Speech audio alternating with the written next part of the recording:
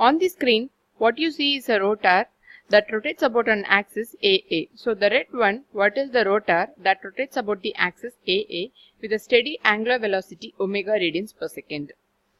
Fluid enters the rotor with a velocity c1 at the station 1 and leaves the rotor at the station 2 with a velocity c2. Now the radial distances between these velocities are r1, that is from the center to the point where the fluid enters is r1, and the point from center to the point where the fluid leaves is r2. Now the velocity c1, this is the velocity c1 at the entrance, that can be represented by three components: ca1, cr1 and ct1. This ca1 is called as the axial component. This is the axial velocity in the direction parallel to the axis AA. So, actually there will be only one velocity c1, but with the frame of reference, the direction parallel to the axis AA. cr1 is the radial component that is perpendicular to the axis. ct1 is the tangential component,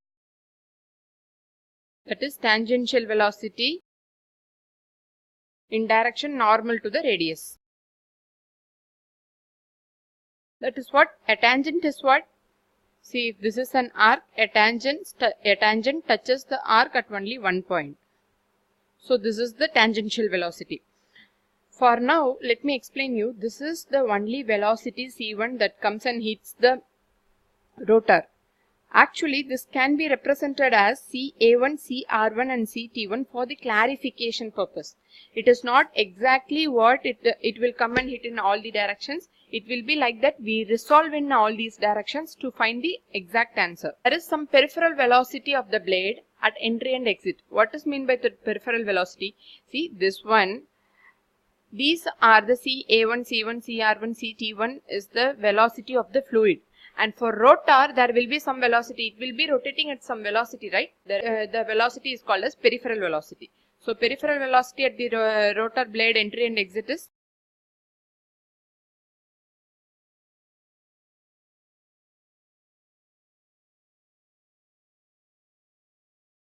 u1 is equal to pi d1 n divided by 60 and u2 is equal to pi d2 n by 60. This u1 is the peripheral velocity. Peripheral velocity means the velocity of the rotor at the periphery. Periphery means outer surface or along the surface. This is the periphery. So along this surface there will be some velocity on the rotor. This is what we call. And d1, d2 is the diameter of the hub. And 60, this n1 is n is the number of rotations. We resolve this fluid velocity into three components. Likewise, we will resolve the inner rotor, that is c vector, absolute velocity vector, that is absolute velocity vector, u vector, peripheral velocity, w vector is the relative velocity. What are these three? Actually, we have resolved the fluid velocity into C1, CA1, CR1 and CT1. Now, we are resolving the velocity of the rotor as absolute velocity, peripheral velocity and relative velocity. This can be interrelated by C vector is equal to U vector plus W vector. Now, in general terms, what is an absolute velocity? An absolute velocity is one that is measured with respect to the frame of reference. That is the place where engine is located. For example, if this is the engine, consider this as an engine. If you are standing here, you are standing below the engine, there will be some air that hits the engine, right? That hits the compressor. What that you observe, that is what the absolute velocity. Let me repeat it again. Absolute velocity is the velocity when an observer stands below the object or when an observer sees an object and he faces the same velocity that the object faces. That is the absolute velocity. And now the peripheral velocity. Peripheral velocity is what? Already I have explained you, along the periphery. The velocity that is along the periphery is what? Peripheral velocity. And relative velocity. What is relative velocity? Now consider the same example. This is the engine and here is the inlet blade. Imagine you are standing here. You are standing on the blade. Now you will face a velocity. That is what we call it as relative velocity. Relative velocity will be observed by an observer positioned on the rotor. Okay. So relative velocity is what? It is with respect to the axis of the rotor. That is, you are positioned on the rotor. I hope you are clear with the definition. Let us move to the... Now the torque exerted by the rotor is obtained by employing the Newton's second law. So the turbo machine works on the principle of Newton's second law. So the torque will be equal to the rate of change of momentum. Now consider this interaction. The fluid that is interacting with the rotor, right? Now consider this interaction. When you see this, you will find that the CR1 and CA1 does not produce any twisting. See, but the CT1 will produce some torque. So it helps in the CT1 involves in the rotational effect. That is the tangential velocity that produces the rotational effect, but not the axial or the radial component. But what the axial component produces? CA1, the axial component that produces the thrust, and CR1, the radial component that produces the radial force. Now what we are deriving? We are deriving the energy transfer equation. How is this energy transfer takes place? The energy transfer takes place because of the rotational effect. So what we are going to do? We are not going to take the CA1 or CR1 anymore. We don't need this one. Instead, we are going to take this tangential velocity CT1. Because this tangential velocity CT1, that is the reason for the rotational effect. Therefore, this torque is equal to rate of change of momentum, we said, right? What momentum here? Angular momentum. Now the angular momentum at the inlet is CT1 R1. What is the actual formula for angular momentum? M into V into R. M is what? Mass. V is velocity. R is radius. Now we are considering unit mass. So here it will be 1. And the velocity is tangential velocity CT1. And the radius is R. Likewise, the angular momentum at the exit is CT2 R2. Now torque T will be equal to rate of change of angular momentum, right? CT1 R1 minus CT2 R2. Rate of energy transfer will be equal to, that is what that happens here. What is the energy that is being transferred? Here, in case of a compressor, the energy transfer means the rotor transfer its energy to the fluid, and as a result, the fluid is compressed.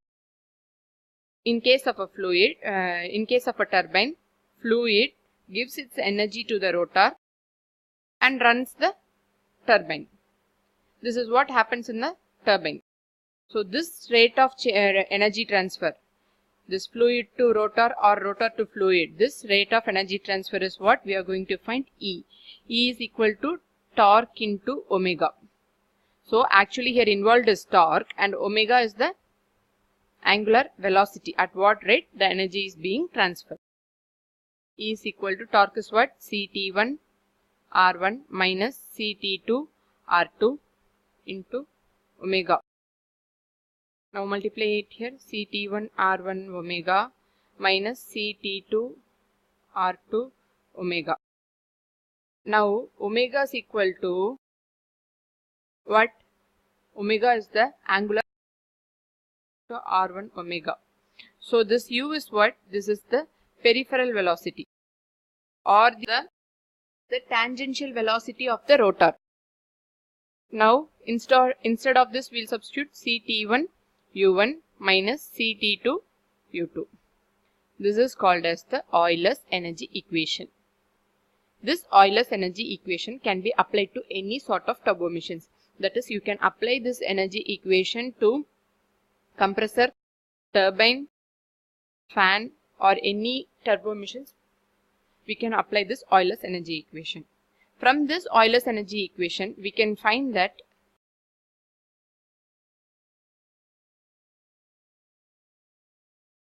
if CT1 U1 is less than CT2 U2, the energy transfer is negative and we call it as compressor. Now I will explain you the physical meaning of this fundamental equation, Euler's equation. So what is the physical meaning means? We are going to apply with the help of velocity triangles. Now consider a rotor. This is a rotor blade at exit. Now there will be one relative velocity vector on this rotor. Again there will be one peripheral velocity and one axial velocity, right? Now this component can be resolved into two. Axial component can be resolved into two. That is, this is relative velocity W2 and this is peripheral velocity U2 and this is axial velocity C2. This axial component can be resolved into CR2 radial component and CT2 tangential component. Let me explain you. This is a rotor blade at the exit. On the exit, there will be a relative velocity vector W2. Relative velocity will be there on the rotor. So this is relative velocity W2 and this U2 is the peripheral velocity. This C2 is the absolute velocity. This absolute velocity can be resolved into two, that is radial velocity CR2 and tangential velocity CT2. Now what we get from this, see, take this first triangle, equilibrium triangle C2, CT2 and CR2, we'll get CR2 square is equal to C2 square minus CT2 square, correct? Again, if you consider the whole triangle, this is a velocity triangle I am explaining you, okay? CR2 square is equal to, instead of C2, is it an equilibrium triangle, right? So instead of C2, we can substitute W2. W2 square minus CT2 square is what? U2 square minus, U2 minus CT2 the whole square. So this is an equilibrium triangle. At the center it has CR2. So this is CT2 and this is also CT2. If you want to find CT2, you can get it with U2 minus this CT2. Now this is equation 1 and this is equation. Equating equations 1 and 2, what we will get? C2 square minus CT2 square, CT square is equal to W square minus U2 minus CT2 the whole square. Now expanding this, A minus B the whole square. Finally, upon simplifying, cancel this both. The final equation, equation number. If you write the same equation for U1, what you will get? U1 CT1 will be equal to 1 by 2 into C1 squared plus U1 squared minus W1 squared. Equation number. Now the energy transfer, what we have found, E is equal to CT1 U1 minus CT2 U2. This is what the equation number 3 we have found and this is the equation number 4 we have found. We will substitute this both in this energy equation. Therefore, energy equation will become E is equal to 1 by 2 into square minus W1 square minus 1 by 2 into C2 square plus U2 square to 1 by 2 into square minus c2 square divided by 2 plus u1 square minus u2 square divided by 2 plus w2 square minus w1 square divided by. Now this component, first component, and this is second component, and this is third one. So this c1 square minus c2 square by 2 is what? C1 is what? Absolute velocity, right? This absolute velocity, this is because of the impulse effect. So what is impulse effect?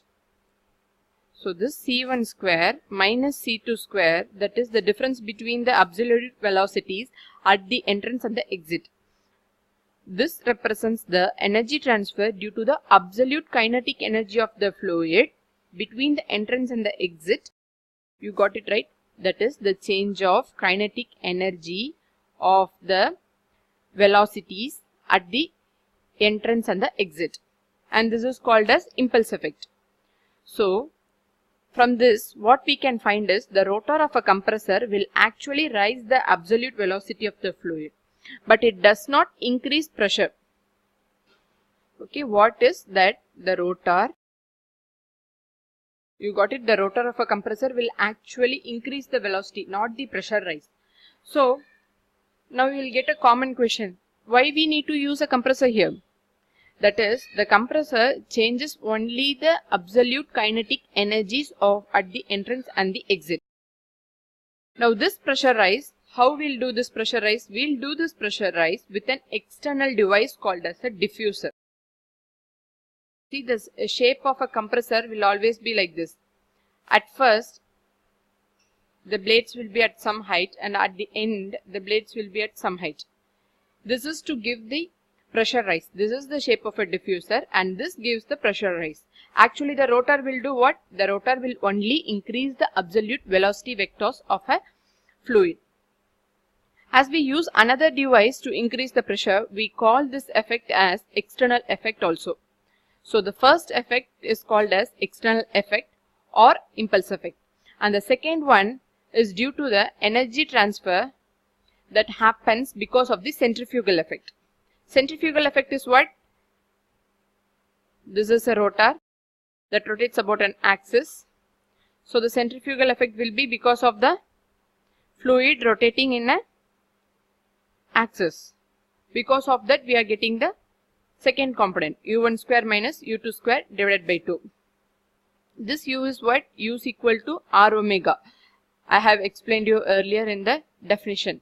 See here, we have substituted instead of r omega, we have substituted u, right? This is what the u here, u1 square minus u2 square, and this w2 square minus w1 square is the energy transfer due to the change of relative kinetic energy of the fluid. This is absolute kinetic energy of the fluid, and this is relative kinetic energy of a fluid. A reaction effect gives rise to the change in static pressure. This only actually increases the static. Hope you have understood. Let me give you a recap. Start, we have seen a rotor with rotating about an axis with a steady angular velocity omega radians per second. At the station 1, the fluid enters with a velocity c1 at a radial distance r1 and leaves the rotor at the station 2 with the velocity c2 and the radial distance is r2. Now this velocity c1, this velocity is the velocity of the fluid. Actually, where is the velocity of the fluid comes here? Have an air compressor. At the start, there will be a starter. When an engine is after an engine is being mounted in an aircraft, it will be started with a starter. Before the airplane starts, it will be started with a starter, and then later on, after it reaches certain, the starter will be removed. Now whatever the fluid comes and interacts with the rotor, it will come with the velocity c1. This velocity c1 can be resolved into axial component, radial component and tangential component. This axial component is in a direction parallel to the axis, radial is in a direction perpendicular to the axis, and tangential velocity in a direction normal to the radius. Now we have seen the velocities of the fluid. Now we will go to the rotor. When we reach the rotor, when a fluid comes and interacts with a rotor, there will be some peripheral velocity. So peripheral velocity is what? Along the axis, along the outer area of the rotor. That is u1 is equal to pi d1n by 60 and u2 is equal to pi d2n by. This can be resolved into 3. C vector, u vector and w vector. C is what? Absolute velocity, and u is peripheral velocity, and w is relative velocity. C means that is position outside the rotor. If you see air hitting the rotor, or you are standing or below the engine and facing the same air, that is the absolute velocity. And w is what? Relative velocity. When you are positioned on the rotor, you are sitting on a rotor and the velocity comes and hit you. The air comes and hit you with that velocity is called as relative velocity. Torque is equal to, applying the Newton's second law, torque is equal to rate of change of angular momentum, and we have found torque. And finally, after all the substitution and simplification, we get the Euler's equation as E is equal to Ct1u1 minus Ct2u2. This is the Euler's energy equation. Ct1u1 greater than Ct2u2, the energy transfer is positive and we call it as a turbine. And if the Ct1u1 is less than Ct2u2, the energy transfer is negative and we call it as a compressor. Now we will see the physical meaning of this Euler's energy equation. So this is a rotor at the exit. It will have a relative velocity w2 and an absolute velocity c2 and a peripheral velocity u2. This will form a triangle. This velocity triangle is the graphical representation of the velocities. Okay. This absolute velocity can be resolved into two. One is radial component and tangential component. Now taking this first equilibrium triangle, right angle triangle, we will make this equation.